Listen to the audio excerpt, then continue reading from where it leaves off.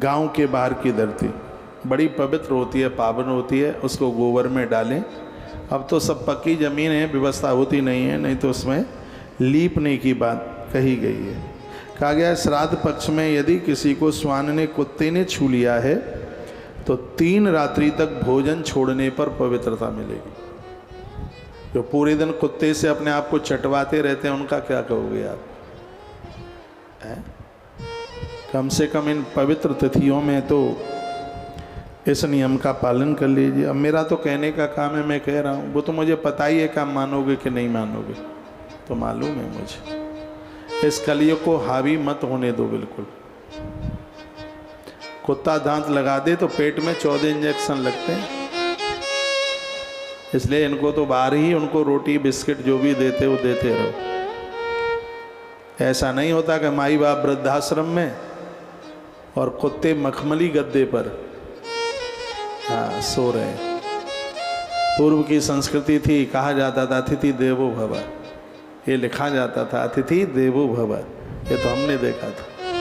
फिर दरवाजों पर 2 टाइल लगते थे, एक पर लिखा होता था शुभ, एक पर लिखा होता था लाभ।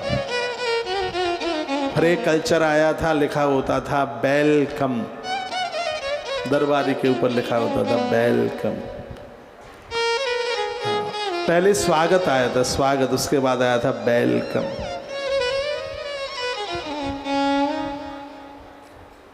मेरा अभी एक चैनल में कार्यक्रम था न्यूज नेशन में, तो एक डॉक्टर बड़ा झगड़ा कर रहे थे मुझसे, कहा आपने कुत्तों का विरोध कर दिया। मैंने कहा गलत क्या कर दिया? मैंने कहा महात्मा याज्ञवल्क्य ने कहा था 6 लोग छू लो तो चोटी सहित स्नान करो। मैंने श्लोक बोले फटाफट।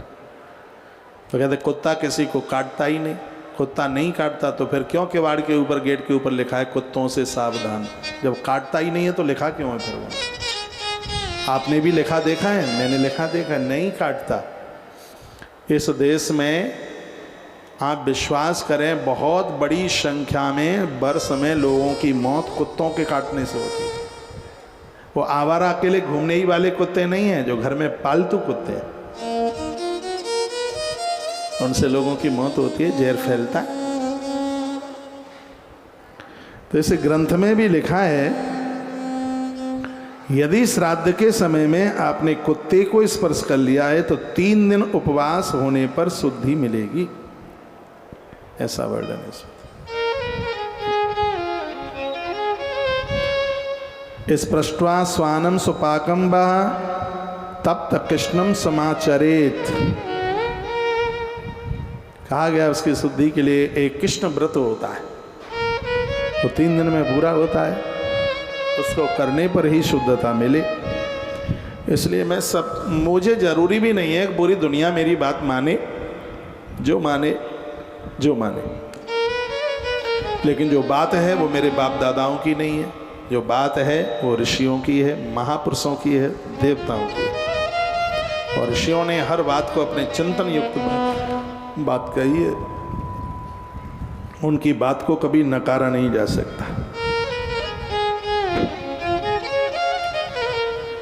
ब्राह्मणायाम अतिथेयायाम शौचायुक्ताय धीमते पितृभक्ताय दान्ताय सानुक्रोशाय च ध्वजा। योगवर्धन पितृगण ब्राह्मणों के रक्षा, अतिथि का सत्कार करने वाले, पवित्र आत्मा, बुद्धिमान, पितृभक्त, शांत तथा दयालु लोगों के सत्कर्मों से प्रसन्न होकर कहा जाता है पितर सभी कामनाओं को पूरा कर देते हैं, किसी भी चीज की कमी नहीं रहती। ऐसा वायु पुराण के अंतर्गत वर्णन है। जो पवित्र हैं, बुद्धिमान हैं, माता पिता के भक्त हैं, दयालु हैं, सत्कर्म करने वाले, योग वर्धन हैं, ब्राह्मणों के भक्त हैं, अतिथियों का सम्मान करते हैं, ऐसे लोगों का कल्याण पितरों के द्वारा हो जाता है। ये 16 दिन का श्राद्ध कर्म उनका कल्याण कर देता है। श्राद्ध कर्म करने से खानदान परिवार में अकाल मौतें नहीं होती, लोग पूरी आयु जी करके जाते हैं। ये बहुत बड़ी महिमा है। और मेरा मन कर रहा है कि मैं भरत जी की एक चौपाई फिर बोलूँगा, सुबह भी बोल के गया। तर्पण होम करही विधिना,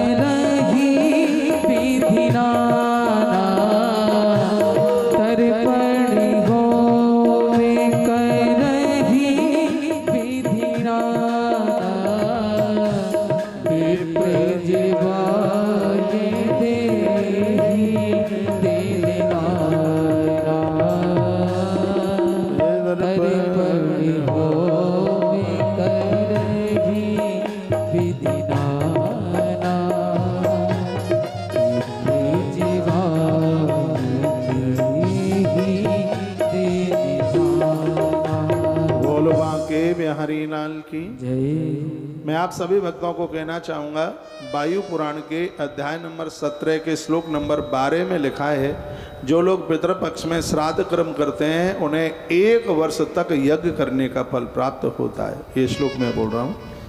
इसमें लिखा है, सर्वथार्था सर्वा विप्रा अतिथेयम फल भुक्ते। 12 नंबर का श्लोक है और इसमें वर्णन किया गया, सर्वथा सर्व विप्रात अतिथेयम फलम भुक्ते सर्वमेधस्य नित्यम। लिखा है कि जो इस पितरपक्ष में ब्राह्मणों को भोजन कराते हैं, श्राद्ध कर्म करते हैं, उन्हें पूरे 1 वर्ष तक यज्ञ करने का फल प्राप्त होता है। इतनी बड़ी महिमा। जो श्रद्धा पूर्वक ब्राह्मणों को श्राद्ध पक्ष में भोजन कराते हैं, उन्हें पूरे वर्ष भर तक उन्हें यज्ञ करने का फल प्राप्त होता है। ऐसी महिमा का वर्णन किया गया। अतिथि को दुग्ध प्रदान करने पर अग्निष्टम का फल, जो श्राद्धों में आने वाले आगंतुकों को, अतिथियों को, ब्राह्मणों को दूध पिलाते हैं, उन्हें अग्निष्टम फल प्राप्त होता है। घृत प्रदान करने पर दिव्य नेत्र तथा 16 दिनों के यज्ञ का फल एवं मधु प्रदान करने पर रात्र व्रत का फल प्राप्त होता है। जो श्रद्धावान व्यक्ति भक्ति सहित अपने सामर्थ्य के अनुसार ब्राह्मणों को भोजन कराते हैं, उन्हें संपूर्ण यज्ञों का फल प्राप्त हो जाता है। इस श्राद्ध में खीर की बड़ी महिमा है, दुग्ध की बहुत बड़ी महिमा है, काशी फल कद्दू बहुत बड़ी महिमा है। तराजू नहीं लगाया जा सकता, इतना बड़ा मातम है इसमें। देवता, पितर, अग्नि सब प्रसन्न हो जाते हैं श्राद्ध के समय। लिखा है, श्रेष्ठ को श्राद्ध में भोजन कराएं और भी कोई भी चल करके आ गया है श्राद्ध के समय पर किसी को भूखा न जाने दो। जो भी कोई आया है सबको भोजन कराएं। तीर्थ यात्रा करने पर मनुष्य पाप युक्त होकर के स्वर्ग जाता है। जो गया जी की तीर्थ यात्रा करता है, गत्तात मुच्यते पापै स्वर्गे नित्यम महीयते। इसमें कोई संशय किया ही नहीं जा सकता। जिसने गया की यात्रा करी है, ऐसे लोग अंत में स्वर्ग को प्राप्त होते हैं। इतना बड़ा मानते हैं। अब हम और आप तो स्वर्ग ही जाएंगे, तो गया जी आए हैं ना, इसलिए तो इसमें तो वर्णन है। इसमें लिखा है, गत्तात मुच्यते पापै स्वर्गे नित्यम महीयते। उन्हें अवश्य में उन्हें स्वर्ग की यात्रा मिलेगी। बड़ी अद्भुत बात कही। ब्राह्मणस्य विशेषेण क्षत्रियद्वादशम स्मृतम अर्धमासम तो वैश्य मासा द्रस्त शुद्धयति। अब उसमें वो वर्णन किया गया है कि सूतक पातक में इतने दिन में, ये इतने ब्राह्मण 12 दिन में, क्षत्रिय भी ब्राह्मण 10 दिन में, क्षत्रिय 12 दिन में, वैश्य 15 दिन में और कनिष्ठ वर्ण का व्यक्ति 1 महीने में शुद्ध हो जाता। किसी की मृत्यु हुई है, त्रयोदशी तो चारों वर्णों में 13 ही दिन में होती है, लेकिन कहा है कि यदि आप वैश्य हैं तो 15 दिन से पहले पूजा पाठ शुरू ना करें। 15 दिन। और यदि आप चौथे वर्ण में हैं तो 1 महीने से पहले पूजा पाठ नहीं है। 1 महीने में शुद्धि मिलती है।